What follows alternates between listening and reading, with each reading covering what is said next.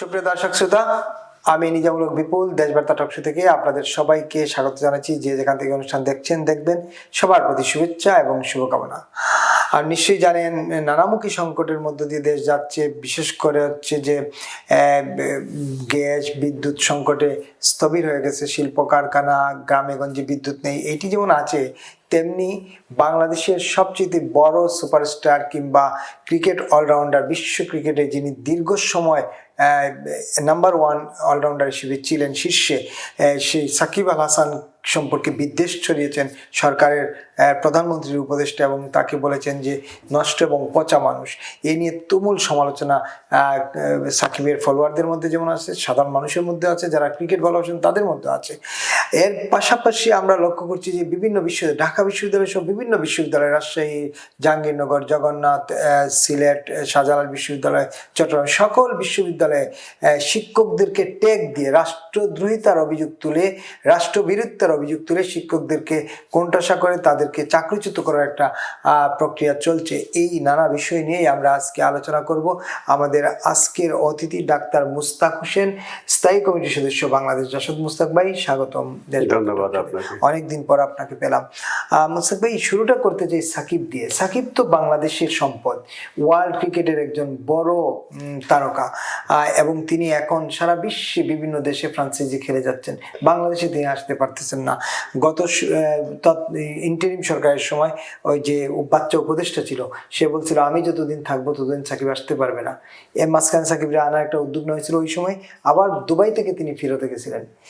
এবার সাকিব গত 5 আগস্ট শেখ হাসিনার একটি কনফারেন্সে তিনি অনলাইনে যুক্ত হয়েছিলেন শ্রীলঙ্কা থেকে। তার প্রেক্ষিতে দুদিন আগে দেখলাম যে সরকারের প্রধানমন্ত্রী উপদেষ্টা সংবাদ সম্মেলন করে সাকিব সম্পর্কে এক ধরনের হেট স্পিচ ছড়াচ্ছেন যে পচা নষ্ট মানুষ সাকিব। এই জায়গায় বসে কি আসলে, এই চেয়ার ওন করে কি আসলে এভাবে হেট স্পিচ ছড়ানো যায় কিনা? জি, প্রথমে সাকিব সম্পর্কে আসি।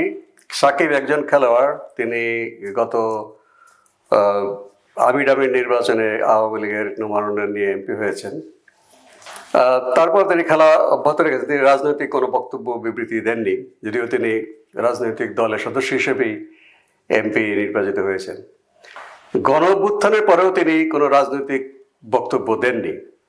5ই আগস্টে তিনি তার বিবেচনায়, যিনি প্রবাসে আছেন, নির্বাসন বলা যায়, স্বেচ্ছা নির্বাসন, শেখ হাসিনার যে অনলাইন কনফারেন্স, তিনি যুক্ত হয়ে তাদের সাথে একাত্মতা প্রকাশ করেছেন। এটা তার একটা রাজনৈতিক অ্যাকশন। এখন এই ধরনের সর্বমহলে প্রশংসিত একজন ক্রিকেটার তিনি রাজনীতিতে সক্রিয় হলেন, এটা তো একটা মানে এটার তো একটা কি বলে প্রতিক্রিয়া আছেই, এবং সেটা যারা গণ অভ্যুত্থানে অংশগ্রহণ করেছে তারা নিশ্চয়ই এটা অসন্তুষ্ট হয়েছে। আমিও অসন্তুষ্ট হয়েছি এই বিষয়ে কোনো, তবে উনি বলতে পারেন, সাকিব আল হাসান, তার রাজনৈতিক স্বাধীনতা আছে, তিনি কারো পক্ষে বিপক্ষে যদি অপরাধ না করে থাকেন বলতে পারেন। কিন্তু এই ক্ষেত্রে কি তার ক্রিকেটার হিসেবে যে একটা নির্দলীয় ভাবমূর্তি, সেটা কিন্তু এখানে ক্ষুণ্ণ হয়েছে। আরেকটা হচ্ছে যে তিনি, শেখ হাসিনা দণ্ড দেওয়া হয়েছে আন্তর্জাতিক ট্রাইব্যুনালে, এবং তিনি এখানে একজন, তার দলের কার্যকলাপ নিষিদ্ধ। কাজেই একটা নিষিদ্ধ কার্যকলাপের রাজনৈতিক দলের সাথে যিনি প্রকাশ্যে একাত্মতা ঘোষণা করেছেন, সেটা কিন্তু এখানে প্রভাব বিস্তার করবেই। কাজে সেই সমালোচনাটা সাকিব করাটা যুক্তিসঙ্গত। কিন্তু সরকারের একজন মুখপাত্র হয়ে তিনি একজন রাজনৈতিক দলের কর্মীর মতো কথা বলতে পারেন না। তিনি যেই আপনি উচ্চারণ করেছেন সাকিব সম্পর্কে, যে বিশেষণ দিয়েছেন, এটা শ্রুতিমধুর না, এবং এটা সরকারের একজন মুখপাত্রের ভাষা এটা হওয়া উচিত না। উনি, সাকিব আল হাসান বলতে পারেন তিনি রাজনীতিতে প্রবেশ করেছেন, যেই দল কার্যকলাপ নিষিদ্ধ বা অনেক মানে কি বলে কূটনৈতিকভাবে গ্রহণযোগ্য ভাষা ছিল, কিন্তু সেটাকে তিনি ওটার বাইরে গিয়ে তিনি এই মন্তব্যটা করেছেন। তবে সাকিব আল হাসান নিঃসন্দেহে বাংলাদেশের একজন খেলোয়াড় হিসেবে তিনি যদি সক্রিয় রাজনীতিতে অংশগ্রহণ করেন এবং যেই দল গণ অভ্যুত্থানে উৎখাত হয়েছে সেটার প্রতিক্রিয়া কিন্তু দেশের মধ্যে একটা হবে। ঠিক তার আগের মুহূর্তে সাকিব আল হাসানের যে গ্রহণযোগ্যতাটা ছিল এখানে সেটা কিন্তু আর থাকে না, সেটা ভিন্ন প্রশ্ন। কিন্তু মাননীয় প্রধানমন্ত্রী উপদেষ্টা যে কথাটা বলেছেন তার এই বাক্যচয়নটা মানে পলিটিক্যালি কারেক্ট হয়নি। তিনি এ বিষয়ে তাকে একটা সরকারি পজিশন থেকে অন্যভাবে তিনি কথাটা বলতে পারতেন। একেবারে আমি আপনার সঙ্গে পুরোপুরি একমত, কিন্তু আমি বলছি আপনি যেটা বলছেন আমরা ওই প্রসঙ্গে আপনি ব্যাখ্যা দিয়েছেন সাকিব যে কোনো দল করতে পারেন, আর তাকে মানুষ গ্রহণ করবে কিনা, রাজনীতির মাঠে আসার পরে তাকে গ্রহণ করবে কি করবেন এটা জনগণের ব্যাপার, ভোটারের ব্যাপার, তার এলাকার মানুষের ব্যাপার, দেশের মানুষের ব্যাপার। ওই জায়গায় কোনো কথা না বলে উনি সরাসরি তাকে অ্যাটাক করেছেন, নাম্বার ওয়ান। নাম্বার টু, আপনি দেখবেন সাবেক প্রধানমন্ত্রী উনি অভ্যুত্থান বা বিপ্লব যেটাই বলেন না কেন, যে ভাষায় উল্লেখ করেন না, এই তারা দাবিদার যারা অংশগ্রহণকারী তাদের ভাষায় উনি ফেসিস্ট, স্বৈরাচার বা একনায়ক অনেক কিছু। বাট সরকারের উপদেষ্টা, প্রধানমন্ত্রী উপদেষ্টা হয়ে যে জনমানুষের সামনে যে ভাষার ব্যবহার, সাবেক প্রধানমন্ত্রী সম্পর্কে তো ওনার ল্যাঙ্গুয়েজ ছিল হাসিনা হাসিনা হাসিনা আসলে আমরা ইয়ে করবো, হাসিনা আসলে এই করবো, মানে জ্যেষ্ঠাচার যেটা আর কি। আপনি অপরাধী হইতেই পারেন কিন্তু জ্যেষ্ঠাচার দেখালে কি এটার প্রভাব সমাজে পড়বে কিনা, আপনি যে ভাষায় মানে ইয়ে করবেন ওই ভাষাটাই তো সমাজে প্রভাব ফেলবে কিনা। না, এটা নিঃসন্দেহে যে তথ্য উপদেষ্টা তার শব্দ চয়নটা ঠিক হয়নি। এটা তার সরকারি পদের সাথে সঙ্গতিপূর্ণ না। উনি হয়তো অনেক কথা বলতে পারেন যে যখন শেখ হাসিনা প্রধানমন্ত্রী ছিলেন তিনি এর চাইতেও নোংরা ভাষায় বর্তমান প্রধানমন্ত্রীকে আক্রমণ করে কথা বলেছেন, সেটাও ঠিক হয়নি। কাজেই সেটা তো জনগণের সমর্থন হারিয়েছেন তিনি সেই সব কারণে, অন্যতম কারণ। তো আশা করি মাননীয় তথ্য উপদেষ্টা এই বিষয়গুলো খেয়াল রাখবেন, যে অন্যরাও যারা সরকারের দায়িত্বে আছেন তাদের কাছে সবাই সমান। যিনি অপরাধী, অন্যায়কারী, তার বিষয়ে আদালত, আইন শৃঙ্খলা কর্তৃপক্ষ দেখবেন। সেই বিষয়ে কথা বলতে গেলে রাজনৈতিক সঠিক ভাষা আমাদের প্রয়োগ করা উচিত। এখানে অন্যথা করলে জনগণের মধ্যে খুব একটা এটার বিরূপ প্রভাবই পড়ে, ভালো প্রভাব পড়ে না। একেবারে এর সামনের দিকে আগাই। নিশ্চয়ই জানেন যে দীনেশ ত্রিবেদীও ঘুরে গেছেন বাংলাদেশ, প্রধানমন্ত্রীর সাথে সাক্ষাৎ করেন। পুরো 45 বা 48 দিন পরে তিনি সাক্ষাৎ পেয়েছেন দেশে জয়েন করার পরে বাংলাদেশের রাষ্ট্র হাই কমিশনার হিসেবে, এবং সেই সাক্ষাতের আগের দিন তিনি পররাষ্ট্র মন্ত্রীর সঙ্গে সাক্ষাৎ করেছিলেন, পরের দিন প্রধানমন্ত্রীর সঙ্গে সাক্ষাৎ হয়েছিল। সাক্ষাতের পরপর তিনি দিল্লি উড়ে গেছেন এবং তার বার্তা নিয়ে গেছেন, বাংলাদেশ সরকারের বার্তা, বাংলাদেশ সরকারকেও ভারতের বার্তাটা দিয়ে গিয়েছিলেন। এই সাক্ষাৎ এবং এই যে দিল্লি উড়ে যাওয়া, সার্বিকভাবে এর মধ্যে পরাগ জৈন, রয়ের প্রধান যিনি, তিনিও এসেছেন বাংলাদেশে ওই দিনই। এই সব মিলিয়ে আপনি কি রাজনীতি কোনো ধরনের দেখছেন কিনা? আমার কাছে মনে হয় প্রধান আলোচ্য বিষয় ছিল যে বাংলাদেশের মাননীয় প্রধানমন্ত্রীর দিল্লি সফরে যে দাওয়াত, সেই সফরে নেওয়ার বিষয়ে ভারত সরকারের আগ্রহ বা তাদের যে উষ্ণ যে অভ্যর্থনা জানাবার জন্য দিল্লি, এইটাকেই আমার মনে হয় দীনেশ ত্রিবেদীর যে সৌজন্য সাক্ষাৎ এবং দিল্লি যাওয়া।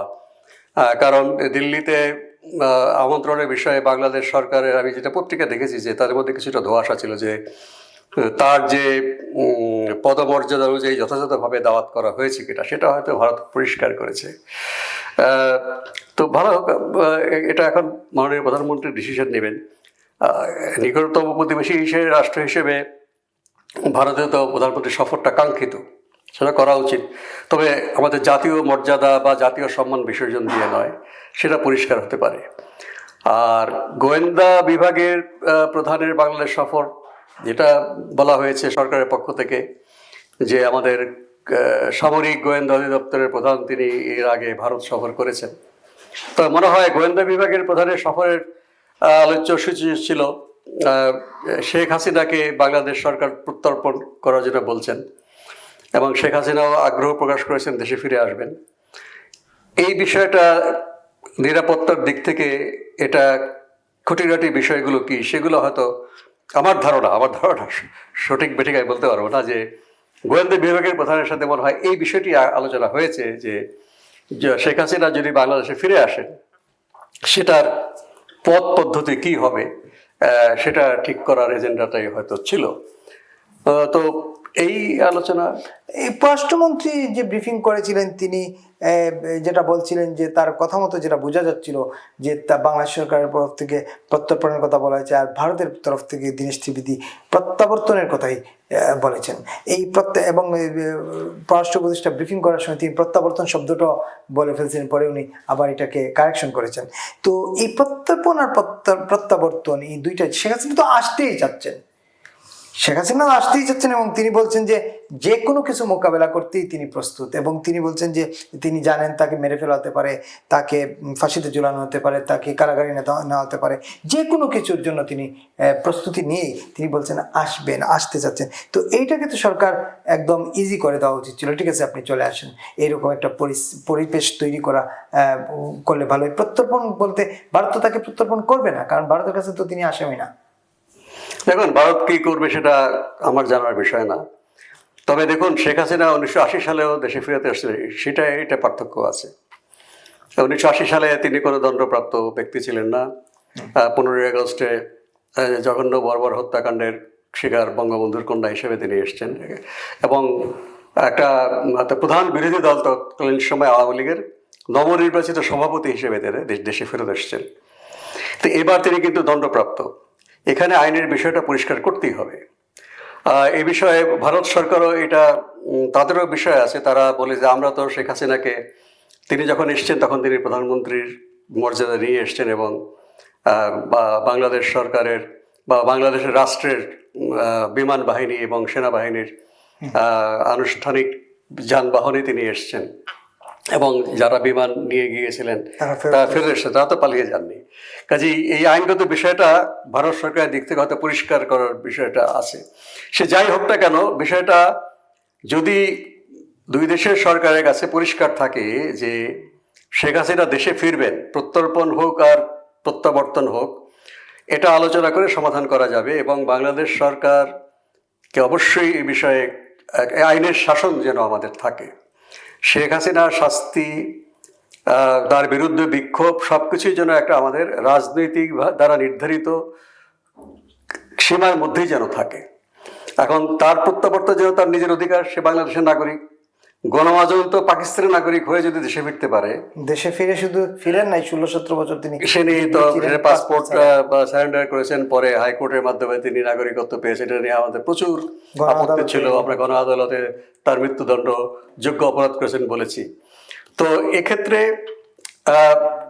রাজনীতির যে একটা পরিবেশ আসা দরকার, যে আমি আবারও বলছি যে গত নির্বাচনটা হয়ে গেল, সেই নির্বাচনে অবশ্যই আওয়ামী লীগকে প্রতিদ্বন্দ্বিতা করতে দেওয়া উচিত ছিল। তাহলে জনগণই বিচার করতো, 300টা আসনে জনগণের ক্ষোভের মুখোমুখি হতো আওয়ামী লীগের প্রার্থীরা। কাজে শেখ হাসিনা যদি দেশে ফিরতে চায়, তাকে বাধা দেওয়ার কোনো কারণ নেই, উচিত হবে না। তবে আইনগত জিনিস পরিষ্কার করে এবং আইনের শাসন প্রতিষ্ঠা করা এবং যথাযথ নিরাপত্তা নিশ্চিত করা সরকারের দায়িত্ব, এবং জনগণকেও এই বিষয়ে পরিষ্কার রাখার বিষয় আছে। আমাদের শত বিক্ষোভ হতে পারে, কিন্তু সেই বিক্ষোভটা যেন এই পর্যায়ে না যায় যে আমাদের এই স্বাভাবিক যে আইনের শাসন, সেই আইনের শাসনটা বিঘ্নিত হবে। তারপরে নিশ্চয়ই উনি আসলে আপিল করবেন, কারণ দেখেছি একই আদালতে মৃত্যুদণ্ডপ্রাপ্ত বাচ্চু রাজাকার নামে খ্যাত একজন, উনি দেশে ফিরে এসেছেন, চলে আসলো। উনি আসার পরে গ্রেফতার হননি, না, উনি দেশে আসার পরে সারেন্ডার করেছেন, তারপর তাকে জামিন দেওয়া হয়েছে। হ্যাঁ, কাজেই উনি তো মুক্তি পেয়েছেন আদালতের ইয়ে করে। তো কাজেই এখানে উদাহরণ আছে যে একটা আদালতে দণ্ডপ্রাপ্ত হলেও তিনি দেশে ফিরে গ্রেফতার না হয়ে আদালতে সমর্পণ করেছেন। আমি স্পেসিফিক কোনো প্রেসক্রিপশন বলছি না, আমি আইন বিশারদ নই। আমরা অবশ্যই চাই শেখ হাসিনা যে জুলাই হত্যাকাণ্ডে তার দায়িত্বর অবশ্যই বিচার হোক, তাকে ডিফেন্ড করার অধিকার থাকতে হবে। তিনি বলুন তার যুক্তিটা কি। তিনি যেটা বলেছেন প্রেস কনফারেন্সে, যে এরকম আইন শৃঙ্খলা পরিস্থিতি হলে সরকারের কি করার আছে, একই অজুহাত কিন্তু ইয়াহিয়া খান 71 সালে মার্চ মাসে যে হত্যাকাণ্ডগুলো হয়েছে, পরে হয়েছে, 71 বলেছেন। তারপরে এরশাদও বলেছেন তিনি রাষ্ট্রের নিরাপত্তার জন্য এগুলো করেছেন।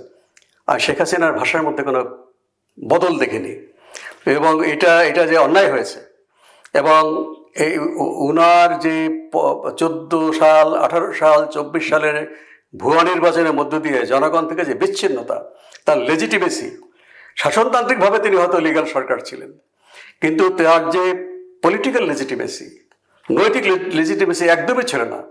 ছাত্র আন্দোলন তো জনগণকে একটা সুযোগ করে দিয়েছে। কোটা আন্দোলনকারীর এজেন্ডা ছিল না এক দফা পদত্যাগ, কিন্তু যারা এই বিগত বিশেষ করে শেষ 10 বছরে তার শাসনে বারবার ভুয়া নির্বাচন, গুম খুন, হত্যাকাণ্ড, বিরোধী দলকে দমন করা, তাচ্ছিল্য করে কথাবার্তা বলা, আমি পলিটিক্যাল ল্যাঙ্গুয়েজ দিয়ে আপনি আমি আলোচনা করছি, সবচেয়ে বড় ভঙ্গকারী ছিলেন সাবেক প্রধানমন্ত্রী শেখ হাসিনা। তিনি প্রধানমন্ত্রীর চেয়ারে বসে যে সমস্ত কথাবার্তা বলতেন, এগুলো পলিটিক্যাল গ্রামারে আসে না। যাই হোক, তো এখন সেইটার বিরুদ্ধে যে মানুষের ক্ষোভ, যেহেতু রাজনৈতিক দলগুলো শেখ হাসিনার বিরুদ্ধে এক দফার আন্দোলন করে জনগণের আস্থাভাজন হয়নি, জনগণ সাড়া দেয়নি যে তোমরা তো একই ধরনের শাসন চালাবা, তোমরা তো এই ফ্যাসিবাদী সিস্টেমটাকে পরিবর্তন করবা না।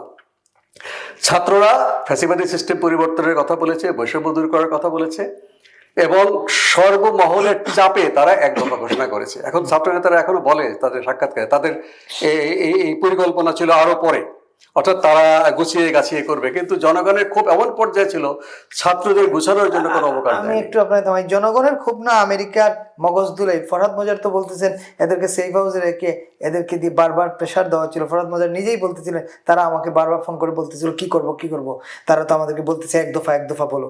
আমেরিকার এমবেসির সেফ হাউসে রেখে এরকম কোনটাকে মানুষ আসলে বিশ্বাস করবে? হাজার হাজার মানুষের বিক্ষোভকে মগজ ধুলাই দিয়ে ব্যাখ্যা করতে, এটা কমপ্লিটলি অনৈতিহাসিক এবং হত্যাকারীদের দৃষ্টিভঙ্গিতে এই কথাটা না। ফরহাদ মজার তো নিজেই যে কোনো ফরহাদ মজারের কথা, অনেকেই সব কথা বলেছে। ফরহাদ মজার তো পরে বলছেন যে কোনো আন্দোলন, যে কোনো বিক্ষোভ, যে কোনো সরকার পরিবর্তনে বৈদেশিক শক্তিরা তাদের মতো করে ইনভলভ থাকে। এইটা যুগ যুগ ধরে হয়ে আসছে, নতুন কোনো কিছু না। আজকে যে শেখ হাসিনা দিল্লি থেকে ঢাকা আসতে চান, সেখানে কি মার্কিন যুক্তরাষ্ট্র ইনভলভ না? সেটা কি ডিপ স্টেটটা, সেটা কি প্রগতিশীল হয়ে গেল, মুক্তিযুদ্ধের পক্ষ হয়ে গেল? কারণ এখানে শেখ হাসিনা যদি বাংলাদেশে আসেন, সেখানে ভারত সরকার, মার্কিন যুক্তরাষ্ট্রের সরকার, চীন সরকার, রাশিয়ার সরকার, ইউরোপিয়ান ইউনিয়ন, সবাই এখানে তাদের ইনভলভমেন্ট আছে। এটা কি ষড়যন্ত্র হয়ে গেল নাকি? কিন্তু মূল কথা হচ্ছে শেখ হাসিনা দেশে আসতে চাচ্ছেন। আমরা চাচ্ছি শেখ হাসিনার একটা বিচার, যেটা উনি নিজেকে ডিফেন্ড করবেন প্রকাশ্যে। কাজে একটা বিশাল গণ অভ্যুত্থান। এখানে অবশ্যই শেখ হাসিনাকে অপছন্দকারী বৈদেশিক শক্তির এখানে লিগ্যাল ইললিগ্যাল বিভিন্ন রকম ইনভলভমেন্ট ছিল। সেখানে তারা প্রভাব বিস্তার করেছে বলেই এক দফা হয়েছে তা না। প্রশাসনের ভিতরে সামরিক বাহিনীর সদস্যরা, রাজনীতিবিদ, প্রতিদিন রক্ত ঝরছে। শেখ হাসিনা থাকা মানে প্রতিদিন শতাধিক শিশু নিহত হওয়া। কতদিন এটা চলবে? এবং একটা নেতৃত্ব খুঁজে পাওয়া যাচ্ছে। এর আগে তো আমিও সেই মিছিলে ছিলাম। 2রা অক্টোবর শেখ হাসিনা সরকার পতনের ডাক দিয়েছিলেন, এবং কিভাবে ভবিষ্যৎ সরকার চলবে তার একটা বিস্তারের রূপরেখা তারা প্রেস কনফারেন্সে দিয়েছেন। তারপর তো শেখ হাসিনা পদত্যাগ করছেন না। শেখ হাসিনা পদত্যাগ করতে বাধ্য হলেন কখন? এই ছাত্রদেরকে সবাই অনুরোধ করে, আপনি শুধু ওই বৈদেশিক কথাই বললেন, দেশের সমস্ত মানুষ বলেছে কি করলে শেখ হাসিনা পদত্যাগটা হবে। এবং শেখ হাসিনা, আমি শুনলাম তিনি লিখিত পদত্যাগ পত্র নিয়ে বসেছিলেন। কাকে তিনি ক্ষমতা হস্তান্তর করবেন? তিনি চেষ্টা করেছিলেন যে পার্লামেন্টকে রেখে সেখানে, সে তো সেই জায়গা তিনি নষ্ট করেছেন। এবং যখন সেনাপ্রধান নিশ্চিত হলে যে শেখ হাসিনা পদত্যাগ করতে যাচ্ছেন, তার হাতে লেখা প্রথম আলোতে দেখেছি আমি পদত্যাগ পত্র, তখনই তিনি সেনানিবাসে গিয়ে রাজনৈতিক নেতৃবৃন্দকে ডাকলেন যে শেখ হাসিনা পদত্যাগ করে সিদ্ধান্ত নিয়েছেন কিভাবে নতুন সরকার হবে। কাজে এই জিনিসটা, হ্যাঁ, এর পিছনে নিশ্চয়ই বিভিন্ন লবি চেষ্টা করেছে, দেশের ভেতরে বাইরে, যারা গণতন্ত্রের পক্ষে না, যারা বিভিন্ন যাদের ইন্টারেস্টটা জনগণের ইন্টারেস্টের সঙ্গে কনফ্লিক্ট করে ছিল। সেটা কিন্তু প্রধান শর্ত ছিল না। সেগুলো কখনোই প্রধান শর্ত হতে পারে না। একটা বিশাল ক্ষোভ, হাজার হাজার মানুষ ঢাকা শহরের এই থেকে ঢুকতেছে, লক্ষাধিক আরো আমি তো গড়ি না, কিন্তু যেভাবে মানুষ ঢুকেছে সেটার কারণে তো শেখ হাসিনা বাধ্য হলেন। দেশে থাকা তার নিরাপদ ছিল না। কিন্তু তিনি যদি গণভবনের থেকে তার প্রেসিডেন্ট গার্ড রেজিমেন্ট তাকে পাহারা দিয়ে তাকে টিকিয়ে রাখতে পারবে, এই ভরসা ছিল না। এবং খুবই একটা আশঙ্কা ছিল যে এই প্রেসিডেন্ট গার্ড রেজিমেন্টের ভিতরে বিদ্রোহ হওয়ার ফলে তারাই তাদেরকে বলেছে যে আপনি দেশের বাইরে চলে যান। কাজে এইটা বিদেশিদের কথা, ডিপ স্টেটের কথা, এগুলো ইনভলভ, এটা আমার বক্তব্য না, এটা কোনো প্রধান ফ্যাক্টর হতে পারে না। এটা সমস্ত আন্দোলন সংগ্রাম মুক্তিযুদ্ধ সবকিছুতে কোনো না কোনো বিদেশি শক্তি পক্ষে বা বিপক্ষে ক্রিয়াশীল থাকে, এগুলো কখনো মেইন ফ্যাক্টর না। এটাকে দিয়ে আপনি গণ অভ্যুত্থানকে কখনো বিভ্রান্ত করা খাটো করতে পারবেন না। আমি বলি না, এটা তো আমার বক্তব্য না, আমি বললাম ফরহাদ মাজারের কথা, কিন্তু আমার ফরহাদ মাজার বলছেন এখন, এর অন্যান্যরা যারা শেখ হাসিনার পক্ষে কথা বলেন তারা আগেই বলেছে। আমার বক্তব্য আরেকটা প্রশ্ন আছে আপনার কাছে, যে শেখ হাসিনার অনেক মামলা, শেখ হাসিনা বিরোধীদের বক্তব্য অনুযায়ী তিনি গণহত্যা চালিয়েছেন, এই হত্যাযোগ্য নিয়ে অনেক কথা আছে যে এটার তদন্ত ইনভেস্টিগেশন হয় নাই, জাতিসংঘ এটা ইনভেস্টিগেশন চেয়েছিল, বলছিল জাতিসংঘ। আবার সেদিন আদালতে দেখলাম প্রসিকিউটর বলতেছে যে জাতিসংঘ আমাদের কোনো তথ্য দিচ্ছে না, সাক্ষীদের তথ্য দিচ্ছে না, তারা বলছে মৃত্যুদণ্ডের আইন প্রত্যাহার না হলে আমরা এটা দিব না। তো জাতিসংঘের যে রিপোর্টে 1400 বলা হয়েছে, সেই 1400 সরকার এখন পর্যন্ত দেখা দিচ্ছে, অনেক বিতর্ক। কিন্তু শেখ হাসিনা আসতে চাচ্ছেন, উনি বলছেন, তিনি তর্কের খাতিরে যদি ধরে নেই যে উনি দায় নিয়েই বলতেছেন আমি সব অপরাধ মানলাম, আমি দেশে আসব। তারেক রহমান 17 বছর কিন্তু দেশের বাইরে ছিলেন, তিনি একবারও কিন্তু বলেন নাই যে আমি দেশে কালকেই চলে আসবো, আমি অমুক মাসে চলে আসবো, অমুক দিন চলে আসবো। তারেক রহমানের সকল মামলা প্রত্যাহার হয়ে গেল। তিনি গ্র্যান্ড হত্যা মামলায়, গ্র্যান্ড মামলায় তার দণ্ড হয়েছিল, 10টা কষ্ট মামলায় দণ্ড হয়েছিল, সব কিছু প্রত্যাহার হয়ে গেল। তিনি সরকার প্রধান হলেন, আসার আগে তিনি বললেন আমি তো মা অসুস্থ, আমি যেতে পারতেছি না, আমার হাতে নাই, আমার যাওয়া আমার হাতে নাই। তো এই জায়গাটা আপনি কিভাবে ব্যাখ্যা করবেন? এটা তো সব রাজনৈতিক মামলা হয়ে যাবে তখন। দেখুন, তারেক রহমান তো বলে ফেলেছিলেন যে আমার হাতে সবকিছু না। একই কথা শেখ হাসিনার ক্ষেত্রে প্রযোজ্য। উনি অপেক্ষা করছেন যে তার হাতে সবকিছু না, তার হাতে থাকলে তিনি চলেই আসতেন। কাজেই পার্থক্য হলো তারেক রহমান বলে ফেলেছেন সবকিছু আমার হাতে না, আমি আসতে চাই। এখন শেখ হাসিনাও আন্তর্জাতিক জাতীয় সবকিছু মিলে মিশেই সিদ্ধান্ত তিনি নিচ্ছেন, তার হাতে না, কারণ তার হাতে থাকলে তিনি চলেই আসতেন। তো যাই হোক, মনে হয় এই বিষয়গুলো শান্তিপূর্ণভাবেই সমাধান হোক, আমরা রাজনৈতিকভাবেই সব মোকাবেলা করি, আইনের শাসনকে সমুন্নত রেখে, গণতন্ত্রের সমুন্নত রেখে জনগণের কাছেই ছেড়ে দিতে হবে। আলটিমেটলি গণঅভ্যুত্থানে একটা শক্তি পরাজিত হয়েছে, জনগণ যদি রায় দেওয়ার সুযোগ থাকে, তারা জনগণের ব্যালট বাক্স পরাজিত হয় কিনা সেটা দেখার বিষয় আছে। কাজে সেই সুযোগটা অবশ্যই থাকা উচিত। আশা করি সব কিছুই শান্তিপূর্ণভাবে আইনগতভাবে সমাধান হবে। একেবারে, তার মানে আপনি আওয়ামী লীগের নিষেধাজ্ঞা প্রত্যাহারের একটা দেখছেন? নিশ্চয়ই, আওয়ামী লীগকে তো আমি বলেছি এই নির্বাচনে অংশগ্রহণ করতে দেওয়া উচিত ছিল না। এখন যে নিষেধাজ্ঞা প্রত্যাহারের একটা দেখছেন কিনা আপনি?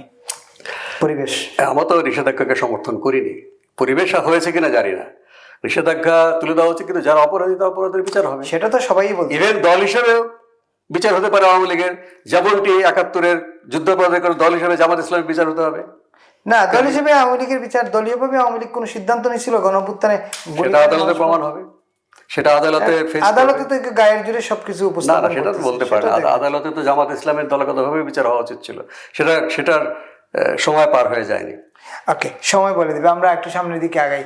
ঢাকা বিশ্ববিদ্যালয় সহ সকল পাবলিক বিশ্ববিদ্যালয়ে আমরা লক্ষ্য করছি যে শিক্ষকরা একদম অ্যাগ্রেসিভ, এবং আরেকটা গ্রুপও তৈরি হয়েছে মুষ্টিমেয় একজন শিক্ষকের, প্রত্যেক বিশ্ববিদ্যালয় 15-20 জনের। এরা আবার নানা রকম তৎপরতা চালাচ্ছে যে বিগত সরকারের সময় যেসব শিক্ষক সরকারের পক্ষে ছিলেন তাদেরকে রাষ্ট্রবিরোধী কর্মকাণ্ডে জড়িত থাকার অভিযোগে তাদেরকে বিশ্ববিদ্যালয় থেকে বহিষ্কার করার দাবি উঠছে।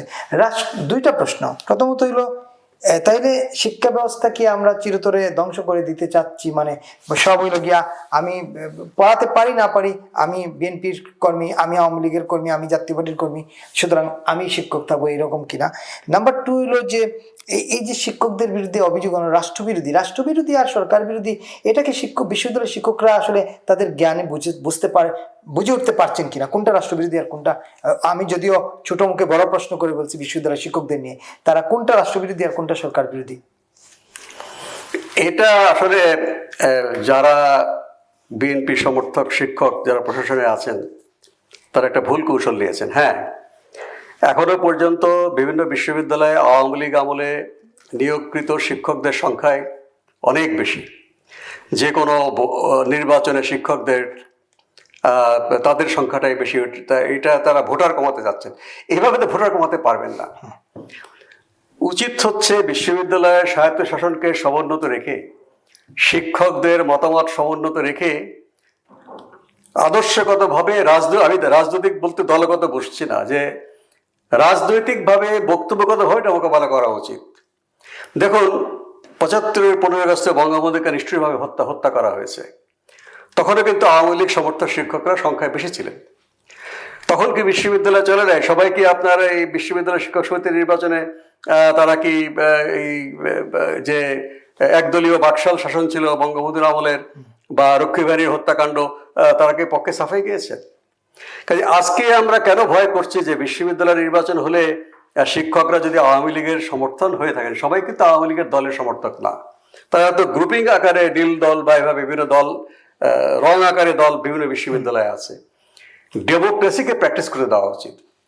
এবং ওই যে একটা অজানা আতঙ্ক যে তারা যেই 5ই আগস্টের আগের আওয়ামী লীগের পক্ষে তারা অবস্থান গ্রহণ করবে, জনগণ থেকে বিচ্ছিন্ন হয়ে যাবে, ছাত্রদের থেকে বিচ্ছিন্ন হয়ে যাবে শিক্ষকরা। কাজে তারা কি বলে কি করে দেখার বিষয় আছে। এখন তো শিক্ষক সমিতির সেটাই রান করছে। নীল দলের নির্বাচিত শিক্ষক সমিতি কিন্তু ভেঙে দেওয়া হয়নি, তারা এখন কার্যকলাপ করছে না, কিন্তু তাদের কমিটি আছে।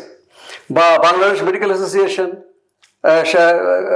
প্রধানত সচিবের বাইরেও সদস্য আছে, ভেঙে দেওয়া হয়নি, কিন্তু তারা কি কোনো জনগণের বিরুদ্ধে কোনো কথা বলার সাহস পাচ্ছে? কাজে আজকে যদি নির্বাচনের মধ্য দিয়ে আওয়ামী লীগ সমর্থক কোনো প্যানেল নির্বাচিত হয়েও আসে, তাদের পক্ষে জুলাই গণ অভ্যুত্থানের পরিপন্থী অবস্থান নেওয়া অসম্ভব।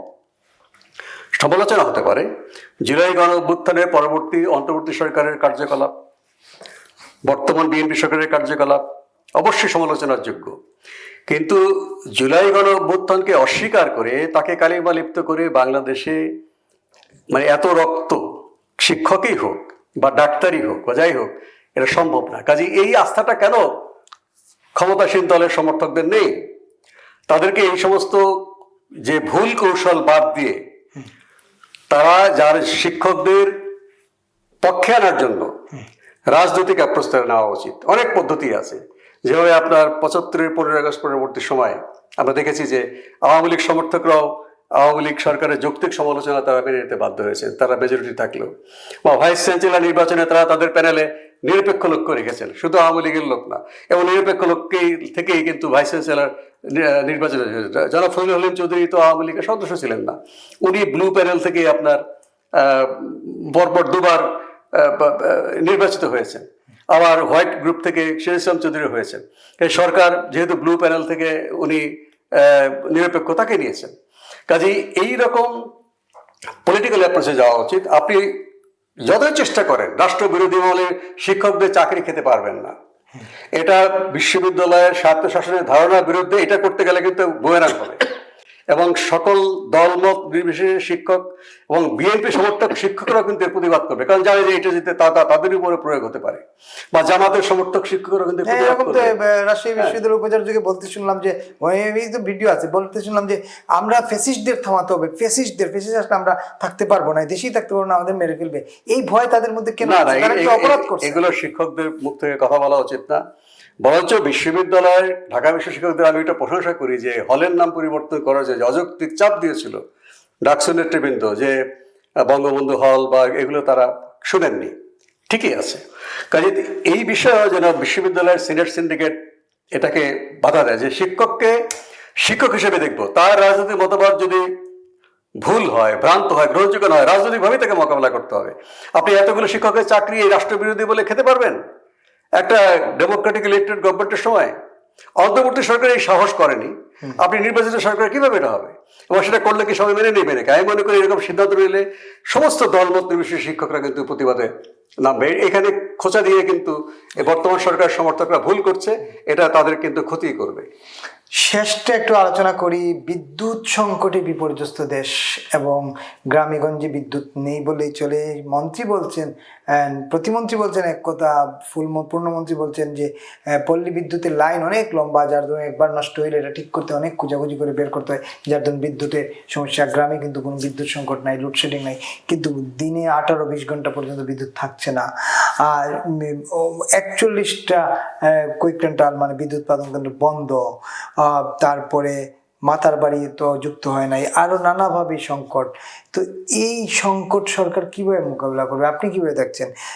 সামনে সারের মৌসুম আসতেছে, সার লাগবেই, সার কারখানা বন্ধ, এবং সার না হলে তো কৃষকও ক্ষিপ্ত হবে, ক্ষেত মজুরও ক্ষিপ্ত হবে।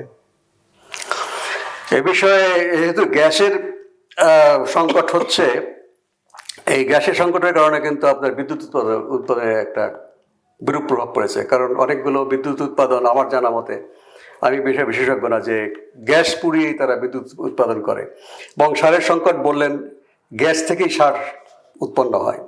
এক্ষেত্রে একটা আন্তর্জাতিক সমস্যা আছে, যে আপনার মধ্যপ্রাচ্যে ইরানের বিরুদ্ধে আমেরিকার যে একতরফা হামলা, সেখান থেকে হরমুজ প্রণালীতে একটা অস্বস্তি। এখন ওই যে ইয়েমেনের যে বিদ্রোহীরা, তারাও এই এডেনের যে লোহিত সাগরের মুখেও তারা বাবেল মণ্ডপ প্রণালীতে তারা নিষেধাজ্ঞা দিয়েছে সৌদি জাহাজের উপরে। এগুলো একটা প্রভাব পড়ছে।